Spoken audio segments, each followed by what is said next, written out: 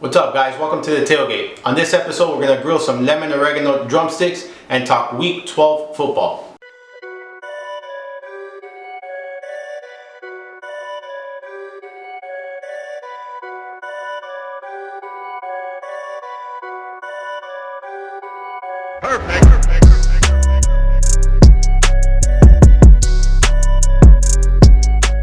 Hey guys, welcome back. Hope everyone had a happy Thanksgiving. If this is your first time tuning in, my name is Armando and I've been in the fantasy sports industry for multiple years now. You can catch my work at footballdiehards.com. I'm the host of the Chalk Talk podcast and I run the 1 week season Twitter handle.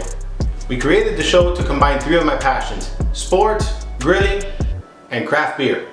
Each week I'll be grilling a new recipe and naming my MVB, most valuable beer. This week's MVB, Detour Double IPA. Cheers.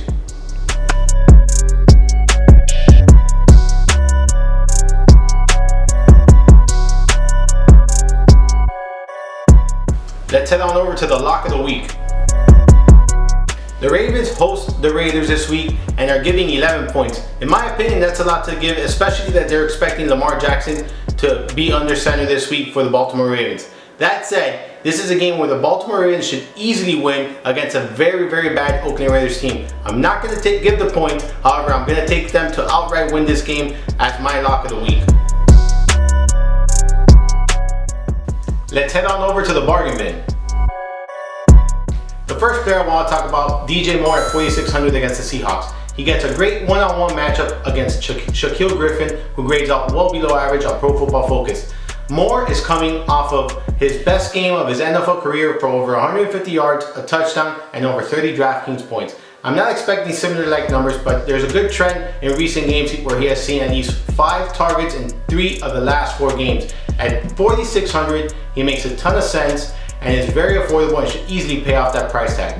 The next player I want to talk about, Willie Snead at 4,400 against the Raiders.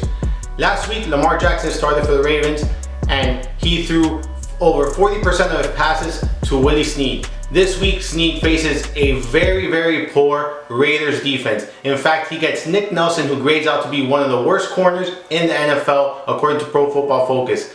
I'm not too excited about Snead. I don't think he has a high ceiling, but I do think there's a safe floor so long as Lamar Jackson starts this week. Why? Because he looked at his way often and they appear to have a good connection. So at 4,400, considering how good this matchup is, I really like Snead this week as a safe floor option. The last player I want to talk about this week is Marlon Mack at 5,500 against the Miami Dolphins. The Dolphins have been horrendous against running backs this season, allowing over 120 rushing yards per game, 4.8 yards per carry, 9 rushing touchdowns, and the 4th most DraftKings points per game to opposing running backs. Marlon Mack has displayed his 30-plus fantasy point upside numerous times this season and has been much more involved in his offense, averaging nearly 20 touches per game over the last 4 and scoring 5 touchdowns during that stretch. This is an easy plug and play for Mack this week at 5,500 and one of my favorite plays overall on this slate. Go ahead and get him in.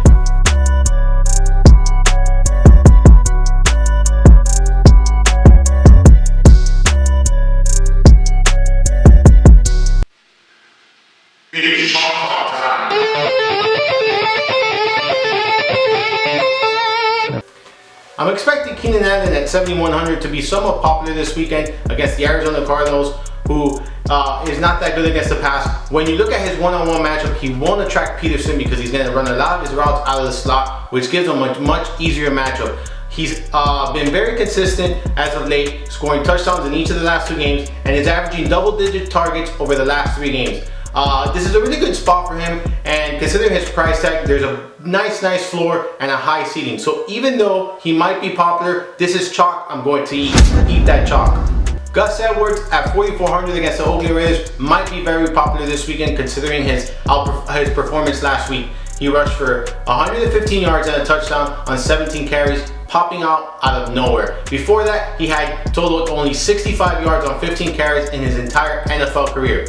I'm not sure how the Ravens are going to handle their backfield situation. So therefore, I am very concerned about a potentially chalky Edwards this week. I'm not going to roster him if he's chalky, if there's any uncertainty of his role this week. Alex Collins is still part of this backfield, and they just got Ty Montgomery a couple weeks ago on a trade. Therefore, I expect this to be a running back by committee. At some point, I do think Edwards will have a role, but I cannot gamble that this weekend that he will have a significant role. Fade this chalk. Alright guys, thank you guys for joining me this week.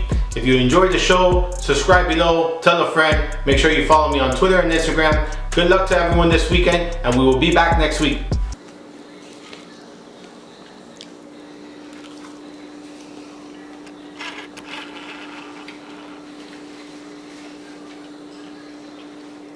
Savory.